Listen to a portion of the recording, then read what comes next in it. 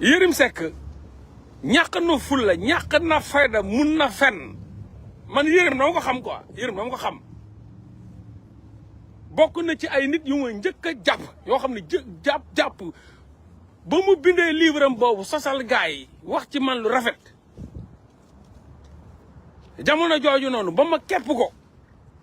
xam de découvert Yérim ci waxam ci nu muy waxee ci mots yu muy utiliser ci maanaam dama jàng waa ji xam ni kii benn vrai naxkat la maanaam bandi xam nga mooy fenkat yooyu ñun neex làmmiñ ñi Yérim dafa neex làmmiñ dafa mën a fen noonu lay naxee xale yu jigéen yi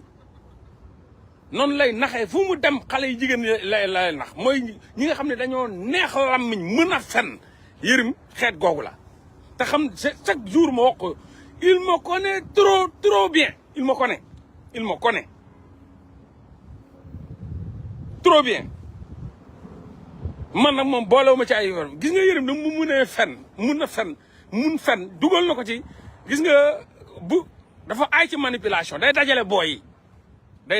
yi gis ngeen bërki dem gis naa ko mu dajale sama booy yooyu noonu nekkoon fii di taxawaalu def conférence ñu sol seen i tiset yu weex booy yi ñoo xam ne jàpp na leen daal nit ñi ay noonu Sonko lañ gis nga booy yooyu tekkiwuñ dara booy yooyu mënuñu wax sax lu seen papa yëg ak lu seen yaay yëg billahi wallahi amuñu benn effet à part xale yi ndaw yii di leen suivre wala ñi nga xam ni âge de tollaguñ ci âge de maturité yuy suivre booy yi ci réseaux sociaux yi mais booy yooyu amuñu dinañ wax suba ba guddi seen papa xamul lu muy wax seen yaay xamul lu muy wax tekkiwuñ dara ñoom mi lay dajale comme booy amuñu bopp Yérim moom mun na leen manipuler génn gis naa ko mu génn boobu naan ceex non kenn mënatuñu téye ça m'a fait rigoler quoi kenn mënatuñu jàpp waaw ñu ngi nii pare nañ nag nangam léegi nag dañ koy gatsa dem à la guerre may xool Yérim quoi non ma ne waa ji mooy manipulateur de ndeysaan booy nu muy fooyee xale yi ñooñu xam nga ñu ko wër yëpp dèjà kenn amu ci bopp sam booy ndeysaan moom bugguma sax di wax ci moom parce que dinaa la expliquer benn affaire quoi lu tax souvent duñu wax ci Ameth Ndoye muy ñun rappeurs yi ñun xam nañ Ameth Ndoye booy bu cool la billahi booy bu nice la booy bu extraordinaire dafa xëy rek fippu mais Ameth Ndoye n'était même pas dans ça ñun xam nañ Ameth Ndoye studio la doon nekk matin midi soir booy bu cool da nga doon boo ko fa fekkoon day teg zëm ataaya jox la nga naan respecté bëgg hip hop quoi bëgg hip hop muy man xam naa ko nit dof xam na ko kilifa xam na ko nekk suñu booy nekk booy bu gentil quoi vraiment booy boo xam ni man dama xëy rek gis ko sax ci ay affaire fippu nii après quand j'ai demandé dégg naa dafa am lu mu waxoon gars yi saaga ko mu xëy rek doon xam nga ñu bëri ci ñoom loolu la ñuy xëy rek ne dañuy doon ay ennemis di xeex ak ay booy Pastef yeeg yooyu mais il n'est pas comme ça man j'aime pas de parler di wax ci moom parce que je sais que ba léegi c'est un ami à moi ci Facebook musuma ko bloqué malgré tout man dama jaar sama rakk la booy la xam nga xam naa ni day révolté wu par rapport ak ay ñu koy saaga wala nangam ak nangam mais en personne man xam naa booy bi ñun ñëpp xam nañ ko ñun rappeurs yi xam nañ ko bu baax a baax gis nga boo seetloo chaque jour ñun ñi loolu la ñu wax bu mu seeq ak nit dof gis ngeen lu ko nit doo doon wax du ma wax parce que nit dof xam na ko ñun rappeurs yi xam nañ ko bu muy def débat ak kilifa sax da ko doon wax noonu yow dafa am fu ma yem ak yow non booy Ameth parce que suñu booy la day doon na di toog di teg azëm waxtaan ak ñun et cetera booy bu cool donc tey Ameth Ndoye j'ai vu muy ndeysaan mais bu ci génnee dina jàng te yàlla na ko yàlla génne ci jàmm quoi génne bu gaaw lii lépp Yérim moo ko ci dugal lii lépp yaa ngi mbëkk benn waay bu yor moto nga gaañ ko policier bi laaj la nga ne ko da ngaa yor permis mu ne la ana permis bi yow policier bi sax indil nga ko problème ana permis bi nga ne ko mi ngi Dakar mu laaj la nga wax benn numéro di n'importe quoi policier bi yorul ay ordinateur bu doon fii la doo fi bouger parce que dañu seen auto police yëpp dañoo yor ordinateur policier yi Sénégal da ngay gis policier yi benn moto lay yor benn moto Jakarta taxaw di arrêté ay moto di arrêté nangam kuy constater amul ordinateur amul lenn lu mën a vérifier sa rien n'est digitalisé au Sénégal pour l'instant donc kooku mënul vérifier sa boo ko nee damaa jël sama carte d'identité dama ko fàtte wala sama permis laa fàtte kër ga mënu ko vérifier. donc avec ça mu jox la confiance jàpp ni doo kii mu ñëw bindal la benn numéro bi ñu ko wax nga jël ab attestation dem jox benn yërim bu mën a fen di manipuler naan ay numéro baa ngi nii ay kii bi dañ koo dindi permis bi dañ koo effacer ci système bi c'est que mais quand je regarde ça je me dis oh booy dugg nañ fu garaaw nag booy dugg nañ foo xam ni yërim moo leen ëpp bopp yërim manipulateur la usurpateur la fenkat la mais comme yërim moo leen ëpp bopp dina leen manipuler yërim jël loolu dajale ak ñoom na ay dañoo effacer affaire bi ci système bi effacer. Ahmed Ndoye amul permis Ahmed Ndoye amul permis Ahmed Ndoye noonu policier boobu noonu defal ko attestation ba ma nga noonu ñu futti te boo defu ndànk ca kaso militaire ya lay mujjee wala kaso ba lay mujj wala kaso policier ya te erreur boobu yëpp moom tamit xam nga moom moo tax man leen gis ngeen bu ñu tollee ci jubal jubbanti bàyyi leen négocier bàyyi leen maslaa sinon maslaa dina leen dugal ci kaso jubal jubbanti lañ nekk de maslaa nit bu la nee ana sa boo ko nee ana sa carte d'identité mu naan la carte d'identité baa nga kër gaak bindal ma carte d'identité bi nanga wala génne portable naan da lay won bañal na la ko jox physique. sinon gis nga tey jii Ahmed Ndoye nga ñu jàpp ko mais indil na problème keneen koo xam ni policier boobu nga xam ne moom daa baaxoon rek bindal ko attestation boo xam ni verbal la nii muy wax rek ngay bind. waaw am naa sama permis mi ngi kër ga ma fàtte lan mooy numéro bi 467 22 45 mu ñëw bind. Ahmed Ndoye musul am carte d'identité waxuma la dara nag yërim bëgg koo fenal bëgg a défendre fen yooyu. bay def ci conférence naan gis ngeen mi ngi nii attesté nañ ko attestation bi te attestation policier waru ko sax def Ahmed Ndoye da koo foowee attestation di garaawal ay affaire nan lu waaw dañuy porter non mais yërim dina sànq booy yi quoi yërim boo leen ko moytul dina leen sànq yéen ñëpp yéen xamu leen yërim nu mu bandee ak nu mu nekkee wuyu mën a fen neex làmmiñ mais boo ko mënee dalay ragal nee naa leen Sénégal xaw ma kand mais yërim bokk na si ñu ma gën a ragal man mii sax bii mooy 100 millième de fois ngeen koy dégg ci man c'est yërim gii xaw ma ku mu ñime bokk ma ci parce que roofante naag moom roof yoo xam ni mu créé groupe am ñuus ko way bëgg a dee laa ko def laa la wax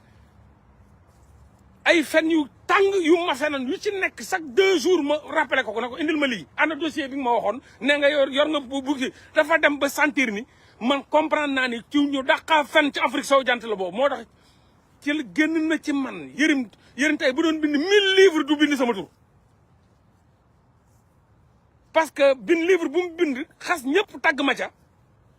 xëy na dafa ne woon kii il est très informé xam na nangam xoolal ba ma duggee it wan naa ko di si très informé mais ku yeewu laa te mun naa jënd sa baay yow yërim ci xam-xam ak xel mun naa jënd sa baay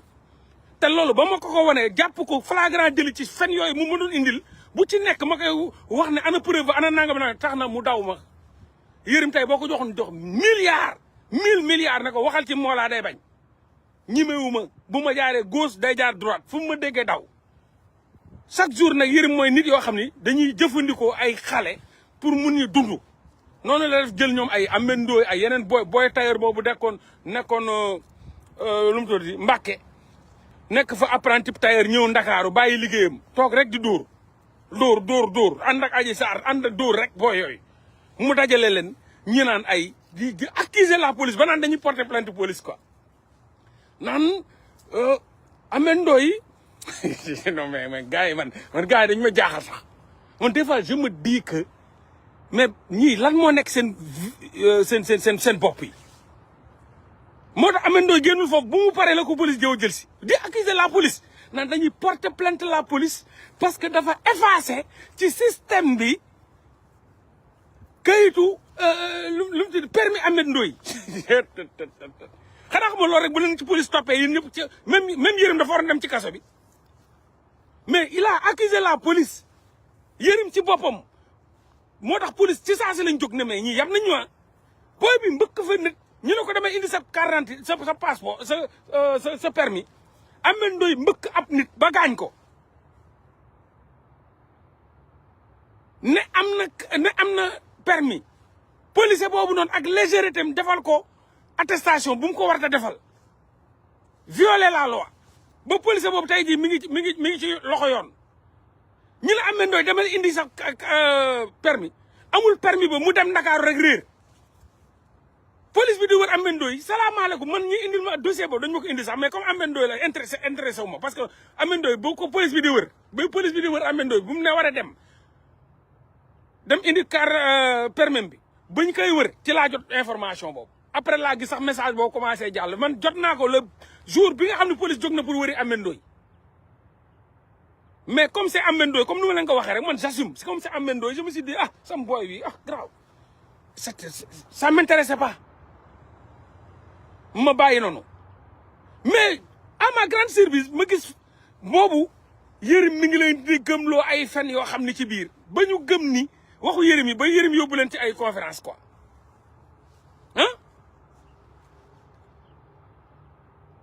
ñi taxaw fa naan ay police bi dañ koy porter plainte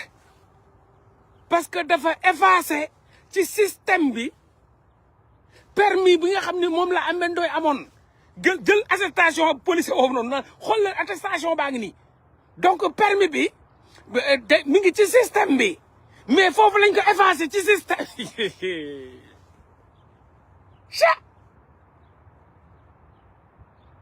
non li Sénégal rek nga ko mën a defee booy di dox di dem sa yoon quoi mais sinon police yi fan la ñu waroon ñëw takk leen ñoom ñëpp ne leen kaay leen nag di ngeen ñu wax fan lañ effacé permis bi ana permis bi ak fan lañ ko effacé Ameth Ndoye amul permis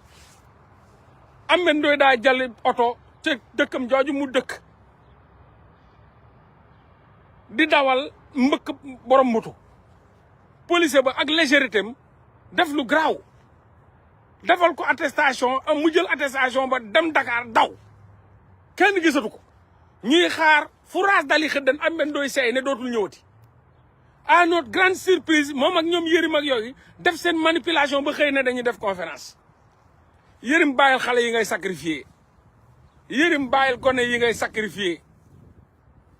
Yérim am nga doom ba violé ñu jàpp ko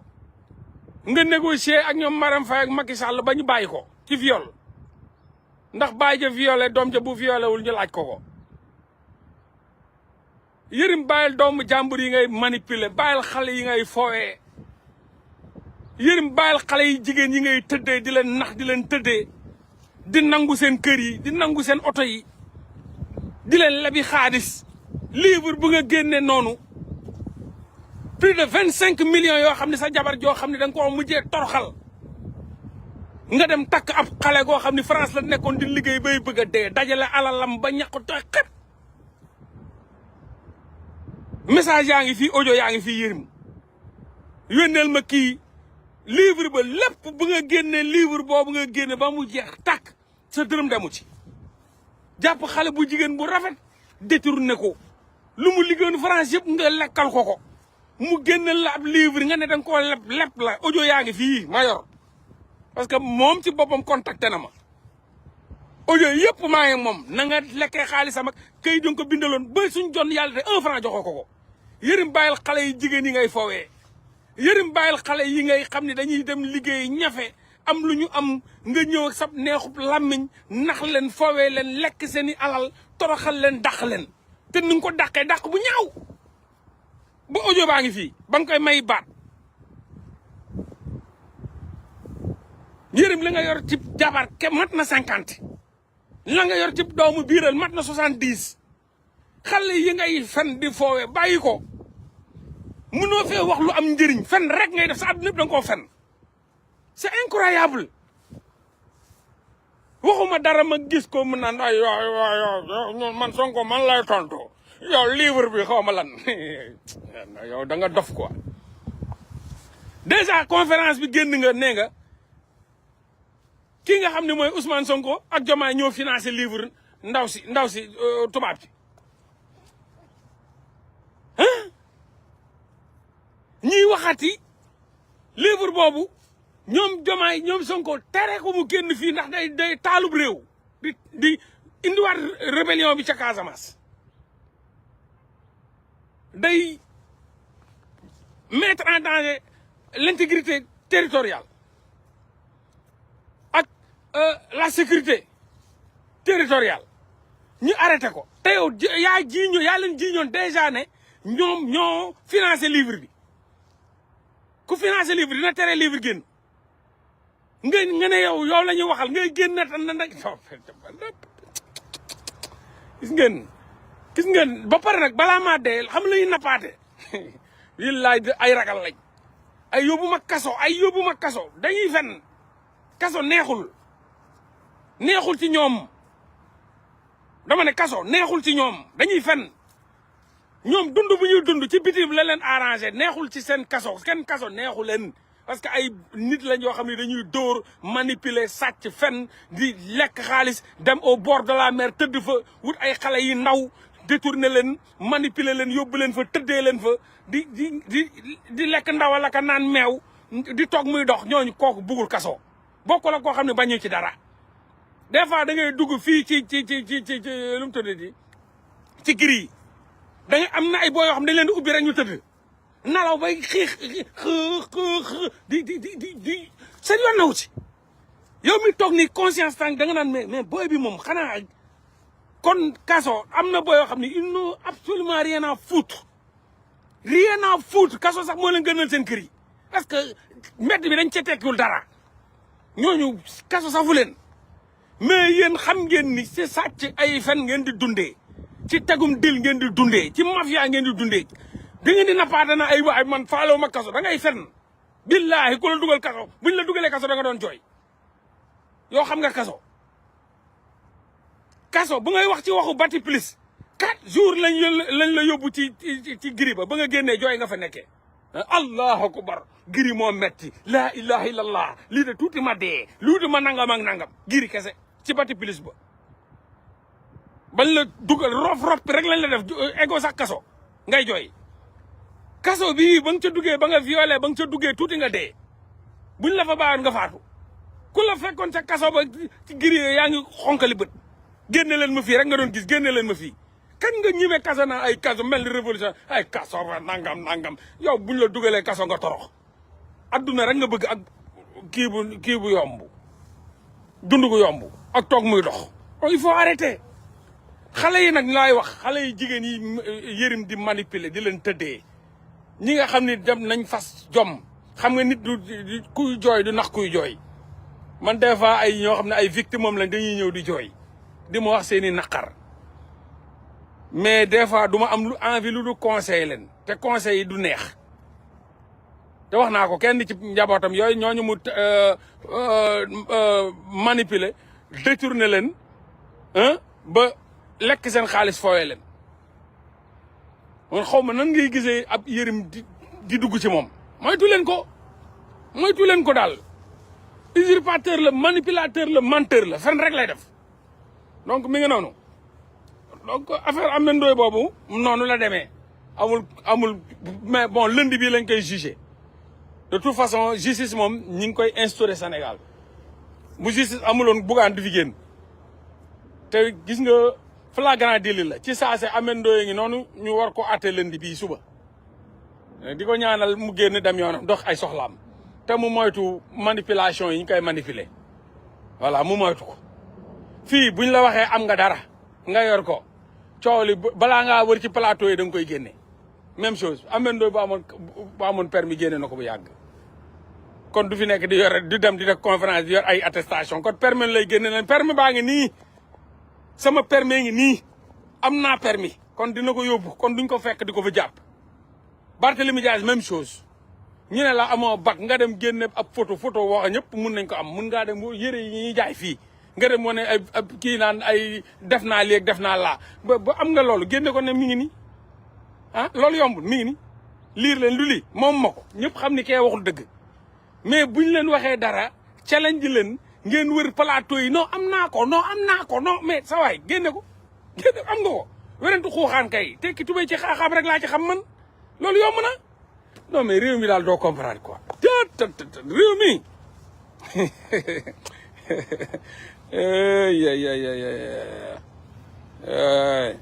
non Yérim ragal la non Yérim ragal bu mag a mag moi je te jure devant Dieu j'avais vu Yérim à la session de recherche quand il avait violé la fille Tall il avait tellement peur ce jour non man xam naa Yérim de Yérim j'ai appris à le connaître je connais Yérim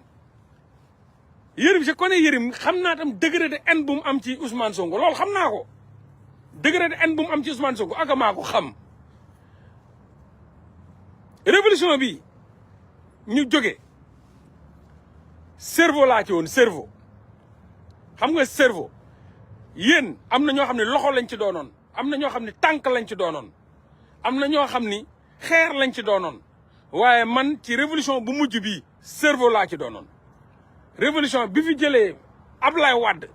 loxo laa ci doonoon loxo dama doon dem ci terrain bi di sànni ba dal bal fetal lañ ma tiire ci loxo double fracture gaañu ouverte ay fer laa mujjee Espagne ma sauvé dëgg sama avion dem ba Espagne laa jógee ñëw ñu tiire ma bal